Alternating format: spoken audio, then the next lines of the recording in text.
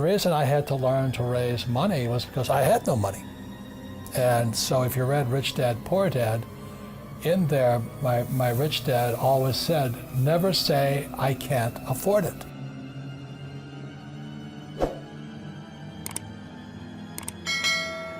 And it was my rich dad and many of my teachers subsequent to that. They said, lazy people always say, I can't afford it.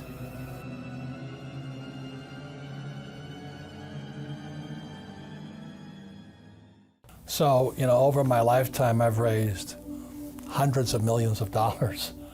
And it's because I didn't have money as a young person that I learned how to raise capital.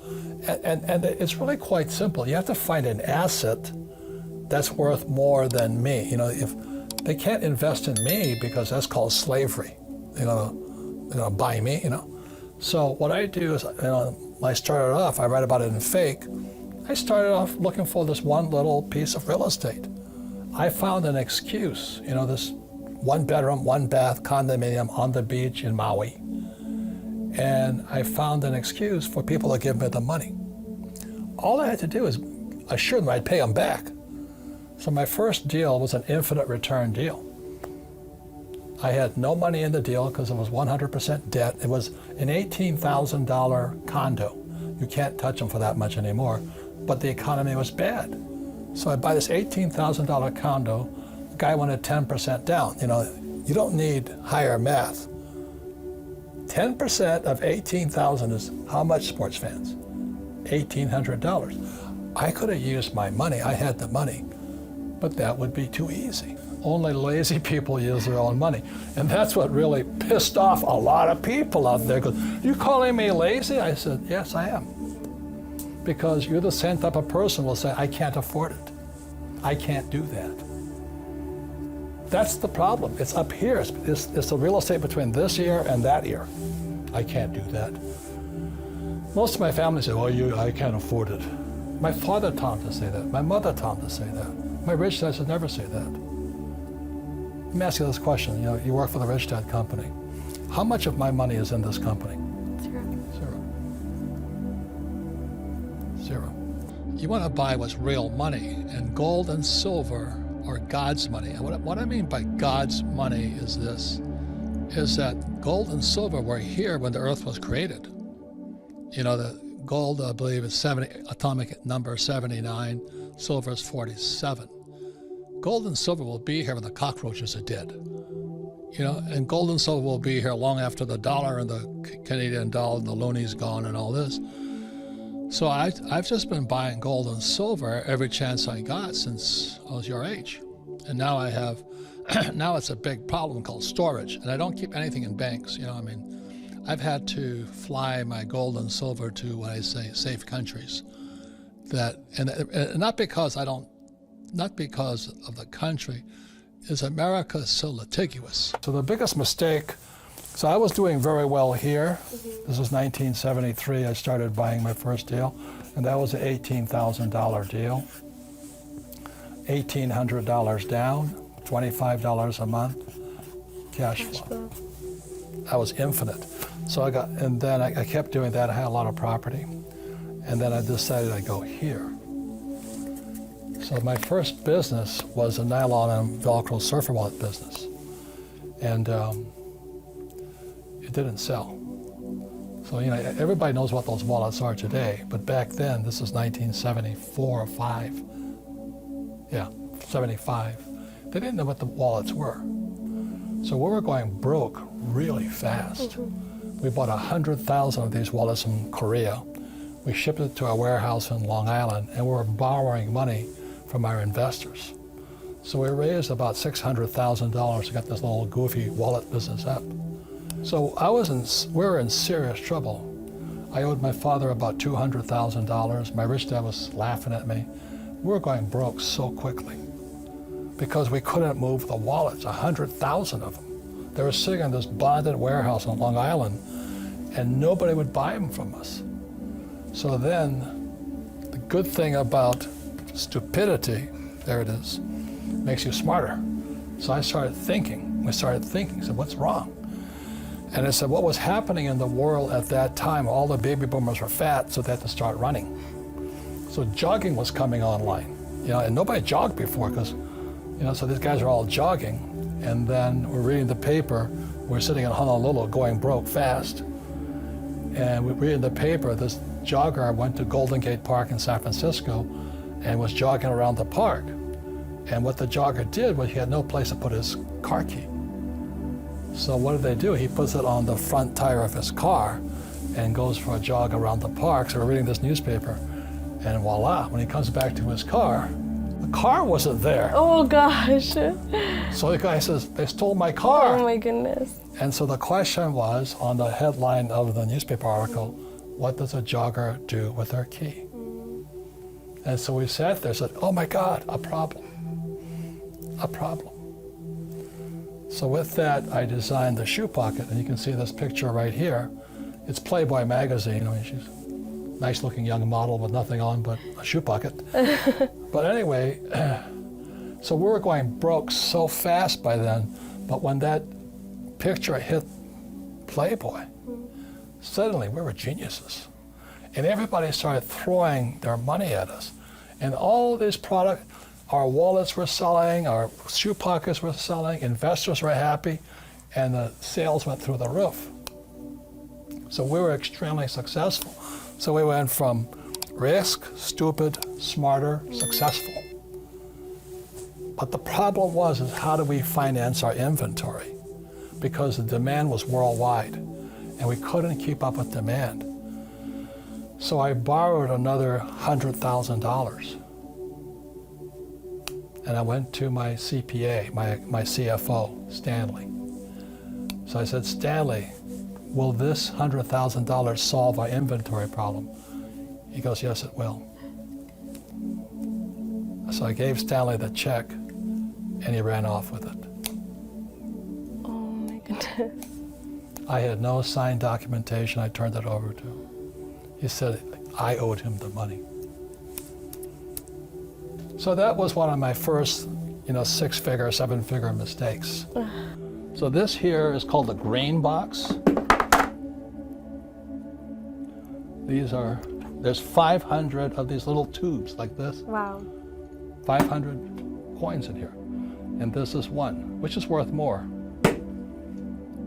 Which one's worth more? The gold.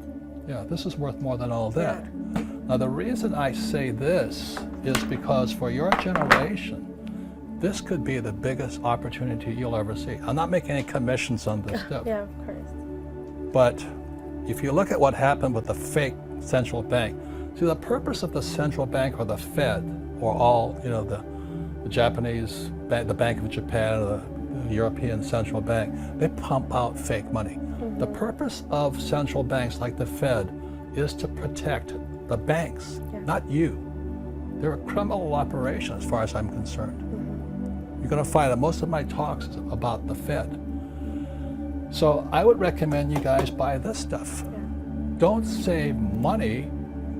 Don't save government money, because they're corrupt as hell, as you know. Yeah. Save God's money. And what's happening for most people today is, they follow that age-old mantra, go to school. What do you learn about money in school? Nothing. Get a job. Well, jobs are disappearing. Not only that, is that with artificial intelligence and G5 coming, more jobs are going to be wiped out, plus with driverless cars, more jobs are getting wiped out. So why would you go to school to get a job? And then work hard for money, but pay taxes. Taxes are going to keep going up, sports fans. They have to. Somebody's going to pay off this massive mountain of debt stacking up all over the world. And the only way they pay off debt is via taxes. And then they tell you to get out of debt. Oh, God. Debt is money. Please understand me. In 1971, when Nixon took the dollar off the gold standard, money became debt. So the rich know how to use debt to get rich. And that's what I do. My friend Donald Trump, I know some of you hate the guy, more power to you, But we use debt as money. And other guys will tell you get out of debt. Well, you choose. The rich use debt to get rich, and the poor and middle class get wiped out because they're in debt. That's because of the lack of financial education. And I tell you, invest for the long term in a well-diversified portfolio of stocks, bonds, mutual funds, and ETFs. The key word in there is invest for the long term. Well, number one is invest in what you love. I love business. I love real estate. I mean, I really love it. I own this building here. And I love gold and silver. So I invest in what I love. Most people say, do what you love, but I rather invest in what I love. But I love being an entrepreneur. I love investing. It's like Shark Tank to me. I'm always looking at new businesses, new deals. It's just a game like this. When you look at the financial statement, that's like your scorecard. It's like your golf scorecard is your financial statement. But as you know, our schools teach us nothing about financial statements. My message to anybody, including millennials, is where is your head? I know most millennials, they want a high-paying job. They want to be able to pay the rent, eat, and all this stuff. And then you dream of the big house, a nice car, and all that. But that's why 99% of Americans are broke, because their heads are in the wrong spot. So when I asked Kim if she would take an accounting course, it was just 2 days. I wanted to see if her head could get into the asset column. That was the difference, wasn't it? Yeah, and actually, it didn't happen right at that moment, but it's... You fell in love with me? Of course I did. Of course I did. But this started the journey on investing. This started the journey on assets. But I do remember the moment down the road where, just like everybody else, I was focused on the income column, get a job, get the pay raises. If you're an hourly wage, work more hours or raise your hourly wage. So I was always focused here. And then finally, this is after we'd actually bought some investment properties, the light finally went on, and I'm like, instead of focusing on acquiring income, what if we focus on just acquiring assets, that the assets go into the income column? Like this. So that was a huge shift in my mindset. And once that shift happened for me, I don't think about the income column anymore. I just think about the asset column. And that's our game called cash flow. Yep. And so when Kim and I met, we had nothing. It took us 10 years to go from nothing to financially free. Wow. So she was 37, I was 47. But that's the power of focusing on assets versus liability. Most people are so busy working for money, so busy trying to pay their bills, and so busy buying liabilities that think are assets. So my first gift to Kim was the counting game to get her head in here, and today we're financially free. That's the whole thing. So everybody can do it. It's a matter of putting your head into the right column. And then for me, it was in '73, I took my first real estate investment course here. I'm free. I lost money, made money back, but I never got out of the asset column. We're still practicing here every single day. I'm working on a new project right now in the asset column. It's going to put a lot of cash flow into the income column because, again, we're focusing on the asset column, not the income column. But it goes back to the original question, why did I say only lazy people use their own money?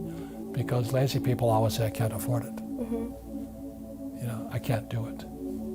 It's easy to say that. And that's why they're poor. It's harder to go raise $1 million than to say, I can't afford it.